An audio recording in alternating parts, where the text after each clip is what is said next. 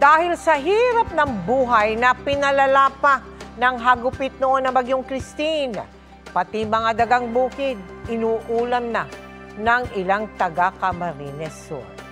Dumami mga bata doon na kulang sa nutrisyon. Sila ang bibigyan pansin ng Give a Gift, Feed a Child Project ng GMA Kapuso Foundation. Peste sa palayan kung ituring ang mga dagang bukid.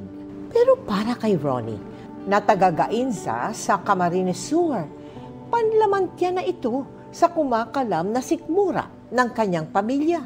Lalo na kapag kinukulang ang 300 pesos na kita niya kada araw sa pagpo-porter. Ang mga nahuhuling daga ni Ronnie, niluluto naman daw ng mabuti ng kanyang misis na si Jessica. Di ba po sabi nila nagkakasakit ng leptospirosis, ganun. Ilang taon na ako dito. Wala naman nangyayari. Ito rin ang nakasanayang iulam ng mga anak ni Eliza. Inuhugasan naman po namin ng maayos.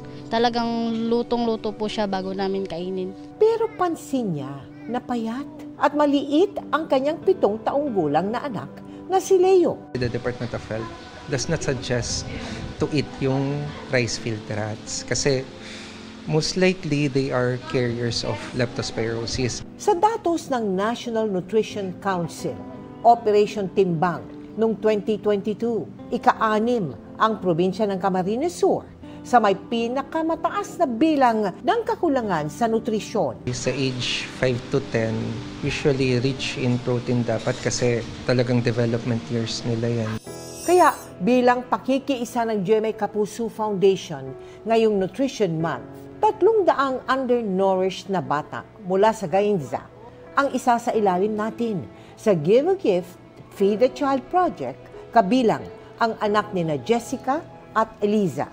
120 days o 6 na buwan natin silang bibigyan ng wasto at masusustansyang pagkain, katuwang ang ating mga sponsors. Pero bago yan, nagsagawa muna tayo ng deworming sa mga bata. Para po maalis yung mga parasites sa tiyan po, kasi po isa po ito sa nagiging dahilan kung kaya't hindi tumataba yung bata. Parang may kaagaw ba yung bata sa nutrisyon.